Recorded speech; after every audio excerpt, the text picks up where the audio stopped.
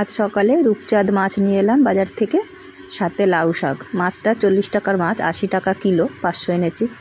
আর লাউ শাকটা নিয়েছে 10 টাকা। কতটা দিয়েছে 10 টাকায়? এটা আমাদের শ্রীরামপুরে হলে 25-30 টাকা নিত শাকটা।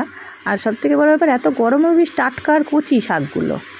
মাছের মধ্যে একটু টক দিলাম বেশি করে, আমচুর টমেটো দিয়ে মশলা দিয়ে ওই লাউ পাতার মধ্যে করে একটু পাতুরি করব। মাছটা টক ঝাল করলেও স্বাদ হতো, ঝাল করলে বা ঝোল করলেও ভালো লাগতো, কিন্তু একটু পাতুরি খেতে ইচ্ছা করলো শুকনো শুকনো, সেই জন্য পাতুরি করছি। শাকটা তো অনেকটাই আছে, একদিন বেশ বাটা খাওয়া যাবে। শাকটা পাতাগুলো কচি কচি আছে, বাকিটা শাক রান্না করব।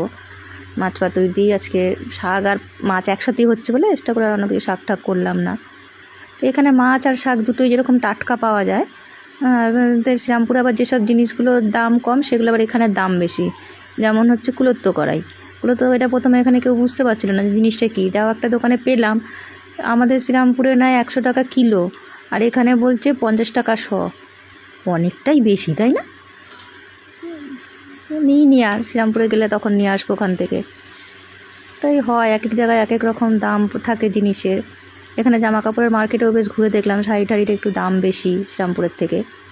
যাক, খাবার দাবারগুলো তো শান্তি পাচ্ছি খেয়ে। জামা কাপড় কিনতে শ্রীরামপুর চলে যাব আবার, যখন যাবো ঘুরতে তখন শ্রীরামপুর থেকে কিনে আনবো জামা কাপড়গুলো। তা সবাই মন খারাপ করছিল আমাকে নিয়ে, দেখো তো আমি কত খাবার দাবার খাচ্ছি ভালো ভালো। তোমরা কেউ মন খারাপ করো না, আমি খুব ভালো আছি।